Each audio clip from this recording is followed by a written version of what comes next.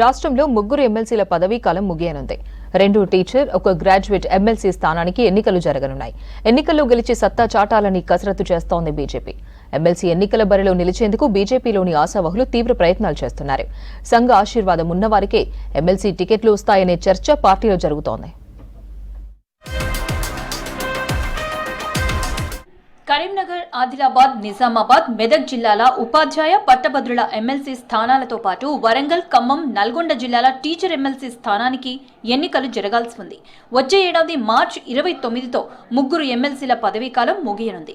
ఈ 3 ఎమ్మెల్సీ స్థానాల గెలుపు కోసం ముందే కసరత్తు మొదలుపెట్టింది బీజేపీ.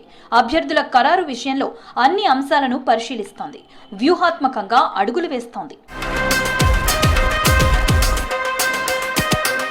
మొదట అన్ని పార్టీల కంటే ముందుగా ఎమ్మెల్సీ అభ్యర్థులను ప్రకటించి ప్రచారం స్పీడప్ చేయాలని భావించింది బీజేపీ. తర్వాత వ్యూహం మార్చుకుంది. బలమైన ఎమ్మెల్సీ అభ్యర్థులను నిలిపేందుకు పార్టీ పరంగా ప్రాథమిక కసరత్తు జరిగినా మధ్యలో బ్రేక్ పడింది. ఉత్తర తెలంగాణ జిల్లాల పరిధిలోని గ్రాడ్యుయేట్, ఉపాధ్యాయ స్థానాలకు బీజేపీలో తీవ్ర పోటీ ఉంది.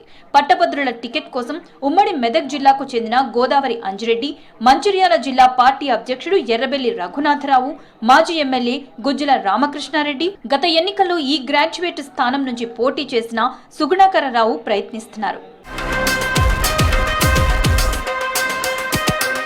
ఉపాధ్యాయ ఎమ్మెల్సీగా పోటీకి విద్యా సంస్థల అధినేత మల్క కొమరయ్య, గత ఎన్నికల్లో ఇండిపెండెంట్ గా పోటీ చేసిన మామిడి సుధాకర్ రెడ్డి, అనంతరెడ్డి ప్రయత్నిస్తున్నారు. కరీంనగర్, నిజామాబాద్, ఆదిలాబాద్, మెదక్ జిల్లాల్లో బీజేపీకి పట్టుంది. Khammam, Nalgonda, Warangal teacher MLC ticket కోసం పీఆర్టీయూ మాజీ రాష్ట్ర అధ్యక్షుడు సర్వోత్తమరెడ్డి, సంఘ్ పరివార్ కి చెందిన టీపీయూఎస్ నాయకుడు సాయిరెడ్డి పేర్లు వినిపిస్తున్నాయి. బీజేపీ ఎమ్మెల్సీ అభ్యర్థులను త్వరలో ప్రకటిస్తామన్నారు బీజేపీ రాష్ట్ర అధ్యక్షుడు కిషన్ రెడ్డి.